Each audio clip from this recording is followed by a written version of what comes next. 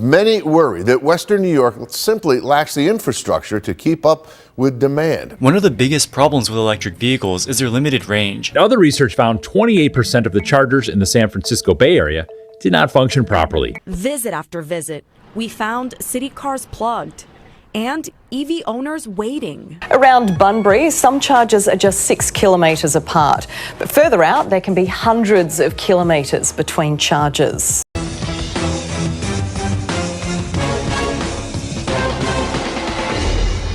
Hey Judges, I'm Lauren. I'm Reneel. I'm Ian. And I'm Andy, and we're all 8th graders here at Cupertino Middle School. With climate change being one of the most pressing issues of our time, the need to transition to sustainable technologies has never been greater. For many consumers considering electrical vehicles, charging is a major barrier. MagnaCharge eliminates this inconvenience. Instead of waiting hours to charge, you can power your car as you drive. These are the 3 steps to how MagnaCharge works. First, REI is used to transfer electricity into the cars, which is received by the coil as shown here. Then, the electricity is transferred into usable energy, which is the second step. In the third step, the energy is stored into the car's battery. REI is more than just coils, it's a process. It all starts when energy from the grid is transferred into the MagnaCharge system. It then sits in storage until it's used. When it's time to be used, it goes through the primary compensation network, which ensures efficient and stable operation. On the other hand, we have the sensing coils, which detect when a car is moving over the tile, and the motor position control for tracking, which tracks the car as it moves across the tile. This information is used by the coil positioning system to move the coil for maximum transfer efficiency. Then the process of REI occurs, and the energy is transferred from one coil to another. This works similar to a wireless phone charger, where the 2 coils are on the same frequency, and they create a magnetic field, and the energy is then transferred between them. It then goes through the secondary compensation network, which is in the car. This also ensures stable operation and efficient operation. It then goes to the rectifier, which converts grid energy into usable car energy. It's then sent to the charge controller, which gives power to the battery when necessary. Next, we have the components of our technology. These components come in 4 main layers. The first of these layers is a layer of reinforced asphalt, which is just the road itself. The second layer is a layer of epoxy resin, which protects the tiles from weathering like rain. The third layer is the electric tiles itself, and the fourth and final layer is concrete. Between the first and second layer is a layer of aluminum mesh, and between the second and third is a ferrite sheet. And the mesh and the sheet basically just prevent interferences with the technology so that the technology runs smoothly.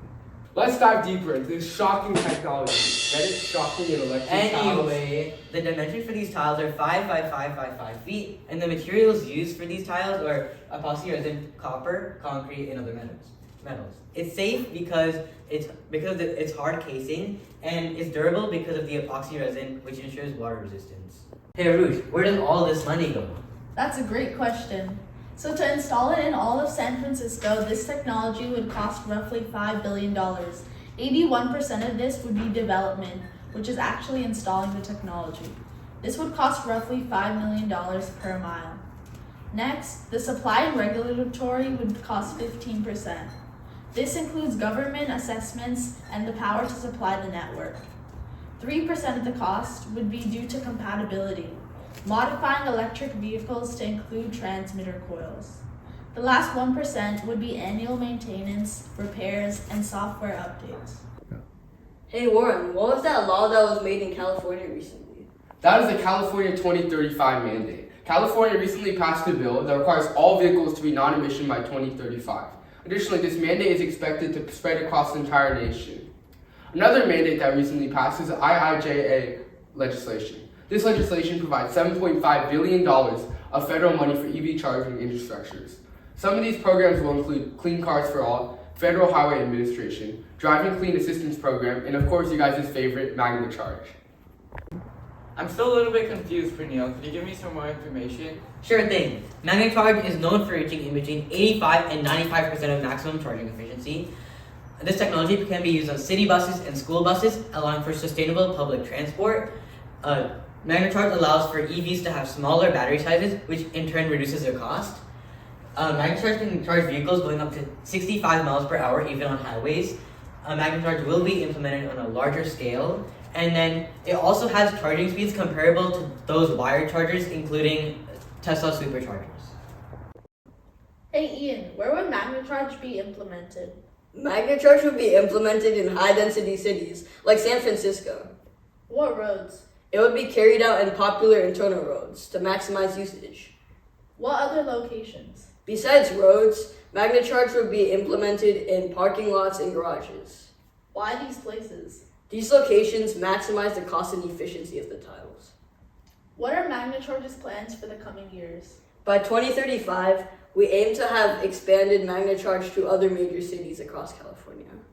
By 2045, we plan to expand MagnaCharge outside of the United States. And finally, by 2065, we plan to implement MagnaCharge globally. As much as I want to believe in MagnaCharge, I still have a ton of concerns. What are they? Well, first of all, it's expensive. A whole $5 million per mile. Well, while $5 million per mile might seem expensive, it's only a small portion of what a city's entire budget is. Last year, San Francisco's annual budget was over $15 billion. Oh, really? Continuing, my second concern is that it's new and I haven't heard much about it. Well, despite it being new, similar technologies have already been implemented in places like LA and Chicago. Well, my main concern is its accessibility. What about people that have gas cars? Like I stated earlier, the California 2035 mandate will incentivize people to have electric cars. So Andy, what are some of the main benefits of MagnaCharge? While there are many benefits of MagnaCharge, these are the main ones. Safety. It requires less maintenance, reducing the risk of shock. In addition, it allows people to charge on the go, saving hours of time. It removes range anxiety entirely, and it provides an incentive for people to buy EVs. One way we make MagnaCharge significantly more user-friendly and accessible is through the MagnaCharge web app that we coded ourselves. The platform transforms how EV owners interact with our charging infrastructure. When you visit the website, you'll find information about our innovative road tile technology, alongside helpful stats in our team's vision. Signing in is straightforward. All you have to do is enter your email to access your account. Your dashboard tracks your sustainable journey, and with every mile on MagnaCharge roads, earning points displayed in daily and weekly totals. These points can be redeemed for rewards like gift cards in the rewards section. The charging page gives you complete control over your vehicle's charging parameters. You can set your maximum charge limit, typically recommended between 80 to 90% for optimal battery health, helping you extend battery life while maintaining sufficient range for daily use. Need a charging spot? The locations feature helps you find nearby MagnaCharge-enabled roads, while the news section keeps you updated with our latest developments.